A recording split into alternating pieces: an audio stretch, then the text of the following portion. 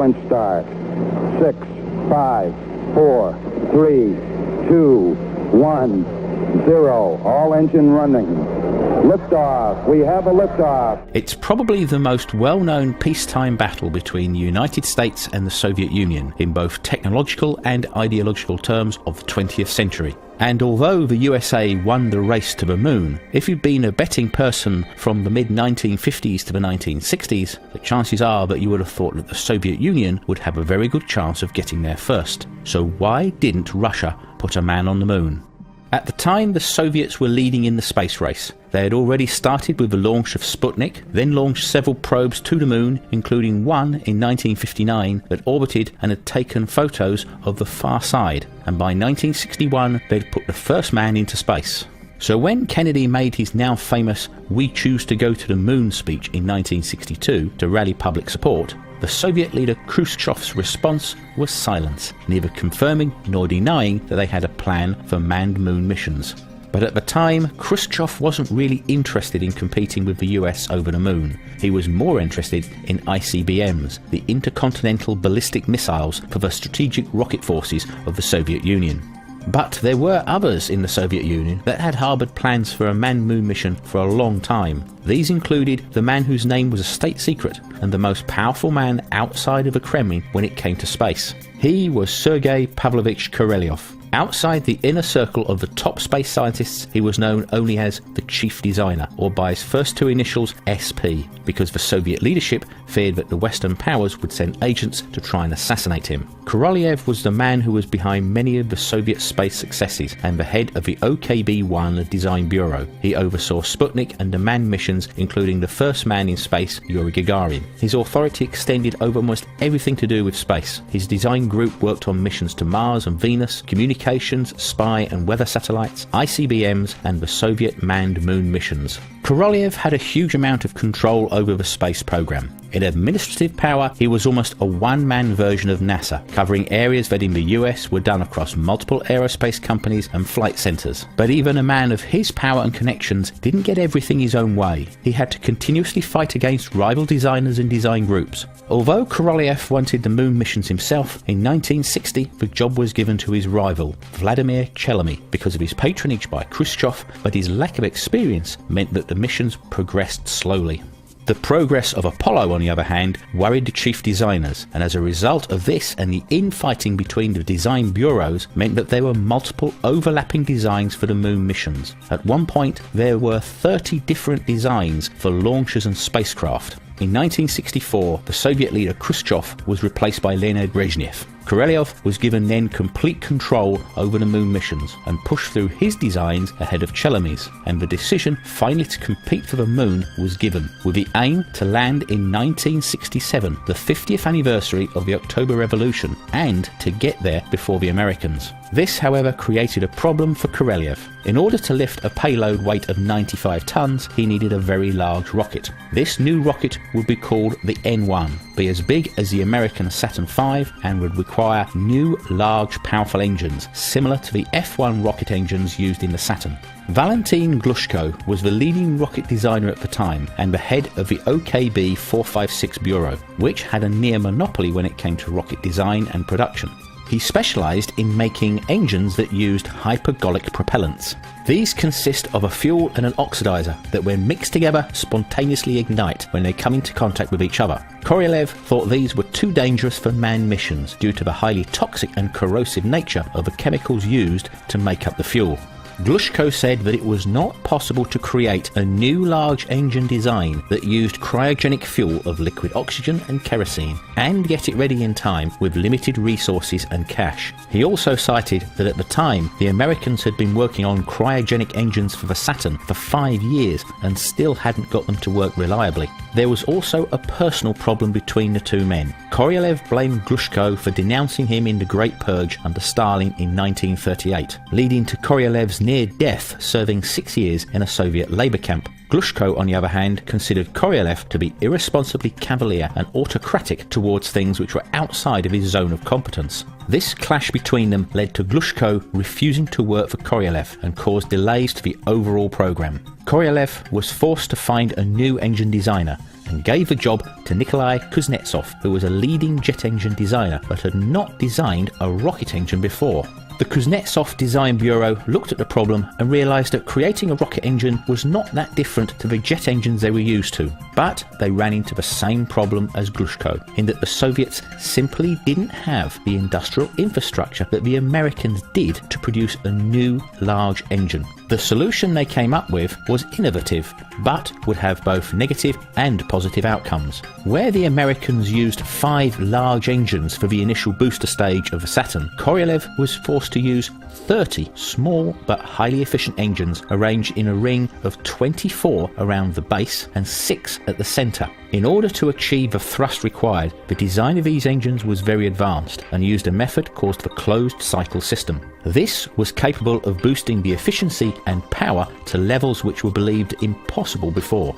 The Americans had known about the closed cycle system, but thought it was too difficult and dangerous, as the high pressure, high temperature oxygen method could cause the engines to burn up. So they used the more reliable but less efficient open cycle system, but with much larger engines. It had only been possible for the Soviets to create a closed cycle engine because they had secretly developed advanced stainless steel alloys, something which the Americans didn't know about at the time. Using so many smaller engines allowed the N-1 rocket to create more power than the Saturn, but the likelihood of one or more of them failing and making the rocket unstable was much greater. One of the main problems was the complex fuel plumbing that was required to supply all the engines, which in time proved to be a very fragile system.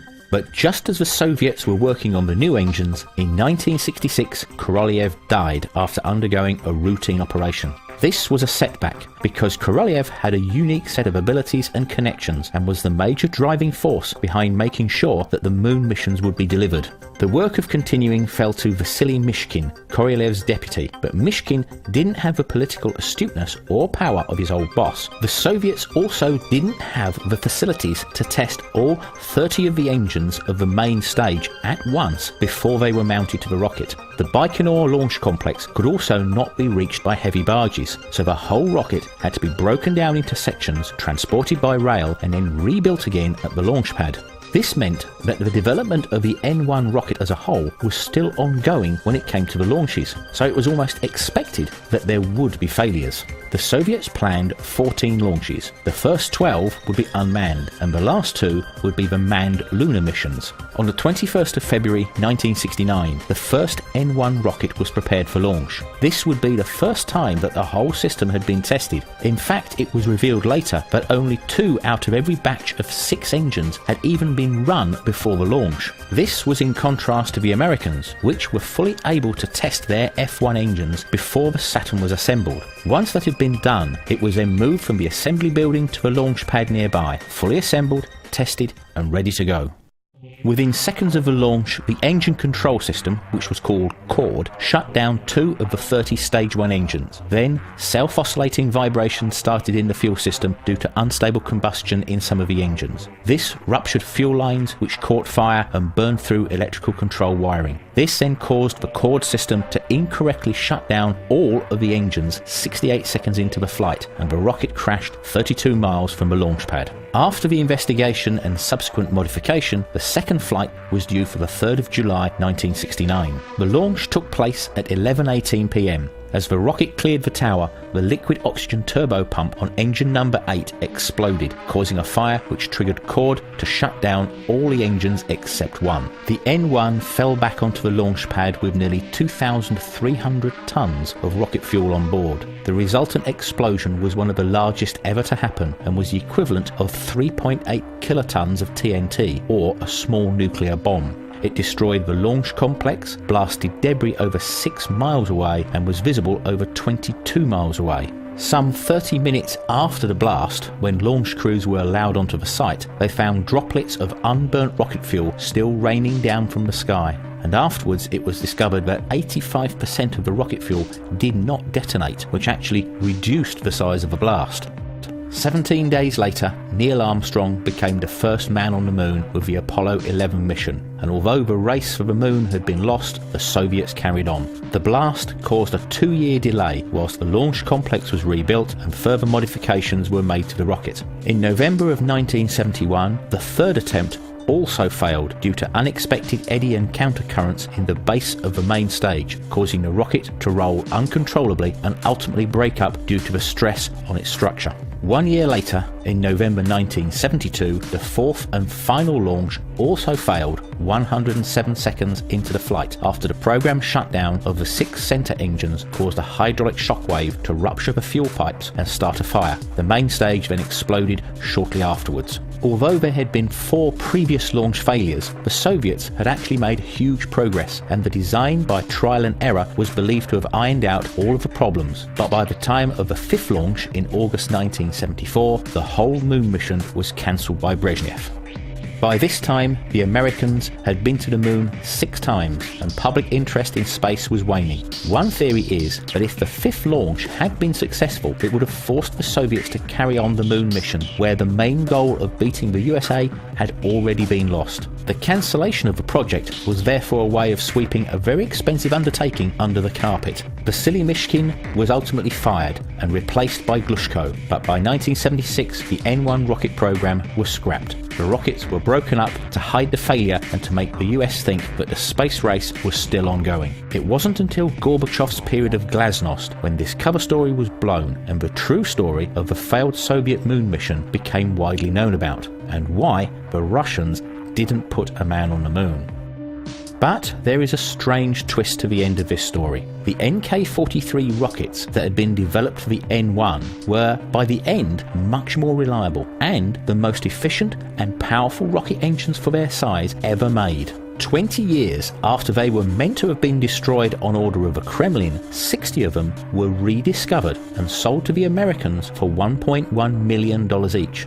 A subsequent new, larger model, the RD-180, based on the technology of the NK-43, is now built by the Russians and used by the Americans for their Atlas V heavy launch vehicle.